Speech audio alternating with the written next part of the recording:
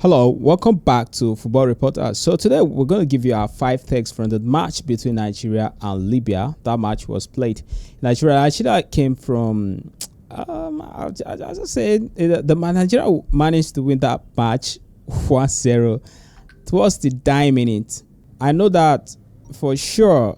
We're expecting that Nigeria will win this match, with big match, because you're playing against a team like Libya. Not taking anything away from Libya, but when you compare Nigeria, the powerhouse, and you check how many players from the Nigeria national team are playing abroad, and then even when you compare the two leagues, you feel that Nigeria have more stars to play there, and then when they come together to play, because I don't know how many of those Libyan players are actually playing abroad, or how many of them are even professional players who rely solely on football as a profession to make a living.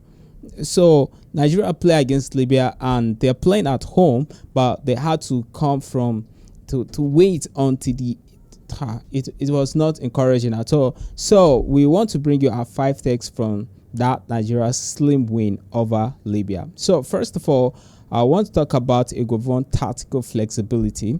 So Libya is ranked 82nd place below the Super Eagles on latest FIFA ranking. Augustine Eguavoen decided to showcase his tactical flexibility. He did away with the conservative formation he deployed against Benin and Rwanda last month, and set the Eagles up in a more aggressive 4-3-3 formation. So playing a 4-3-3 formation, we saw that, or we believe that this coach was up for an attack, that this is a beast mode attack. He wanted to get goals. That's what we're expecting. Whenever you play a 4-3-3 formation, we feel that, wow, you're going to get a lot of goals. While a Eguavoen formation change could be lauded, his selection choices may come under scrutiny though, because how can you play a 4-3-3 formation against a team like Libya and you still just manage to get one goal in the dying minute from an unlikely hero? Bro, like, there has to be questions. What kind of selection? How many players are there? Who is the player there? Now let's take a look at the formation.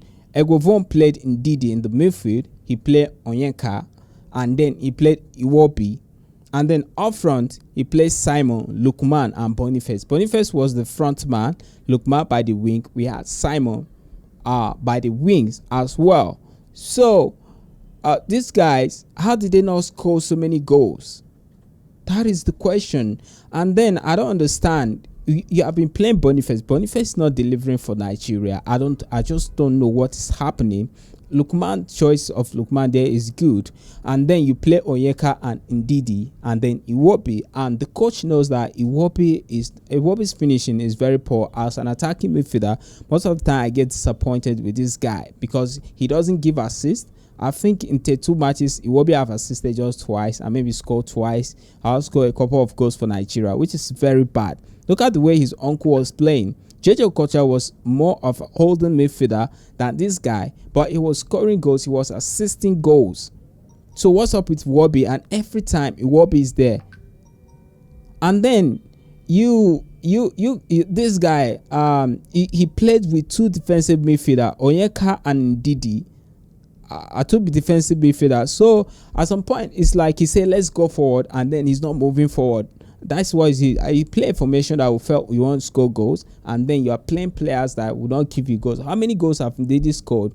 How many goals have Onyeka scored? How many goals have Iwobi scored? And talk about Boniface. How many did he score in Nigeria for the past 3 matches?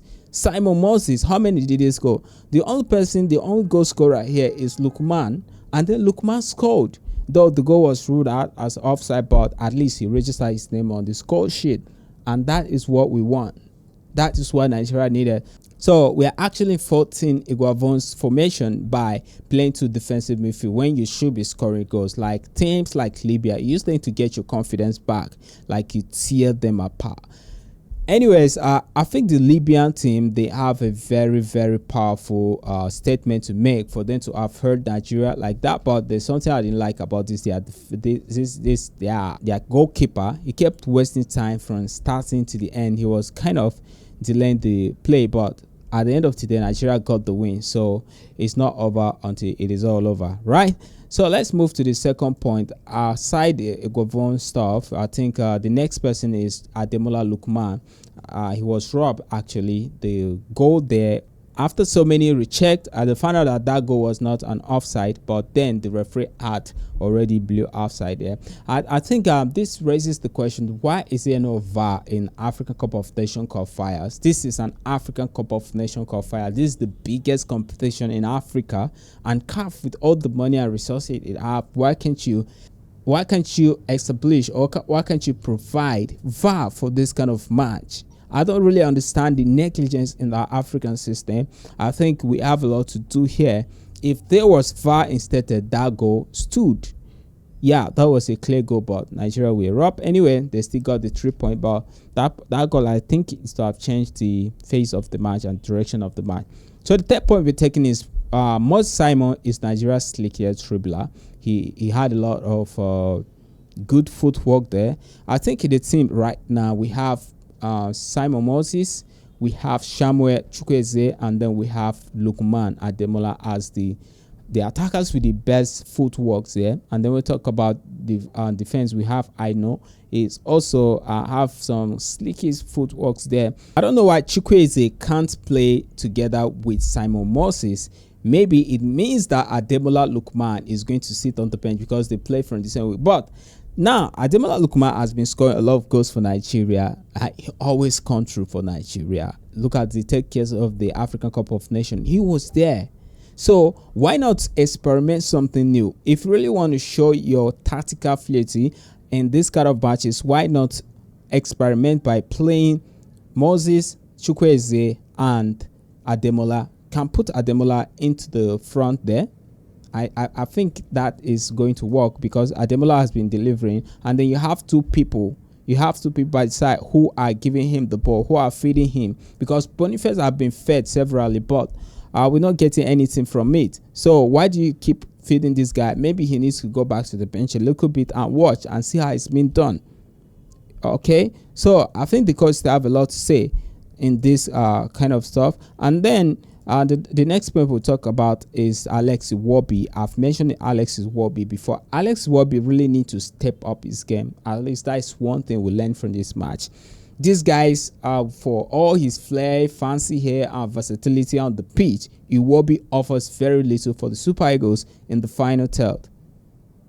The Fulham star has just managed 2 assists in his last 2 games for Nigeria, and he has several chances to improve that tally against Libya yesterday. However, he missed Nigeria's best opportunities in either half and should have been hauled off the pitch earlier than when Raphael Onyedika replaced him in the 75th minute. 10 minutes on the pitch, and Dele-Bashiru showed Iwobi how a playmaker applies the finishing touches to the team.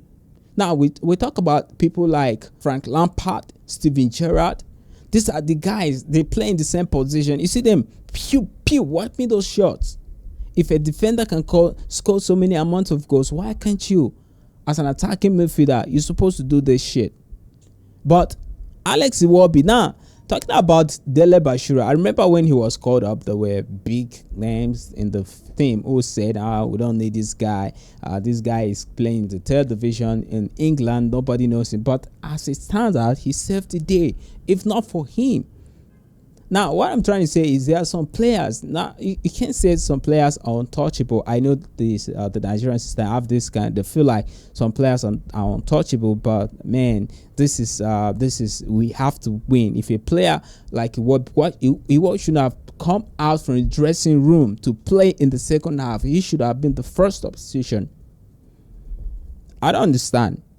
Okay, but well, this is the Nigerian system. Well, let's go. So the last person we're going to talk about briefly is Boniface. Victor Boniface. I've already said a lot about this guy.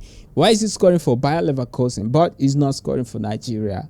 Whatever it is that you do at Bayer Leverkusen, you have to replicate it at national team. If not, I think if this is a country that wants to move forward, it's time to drop this guy.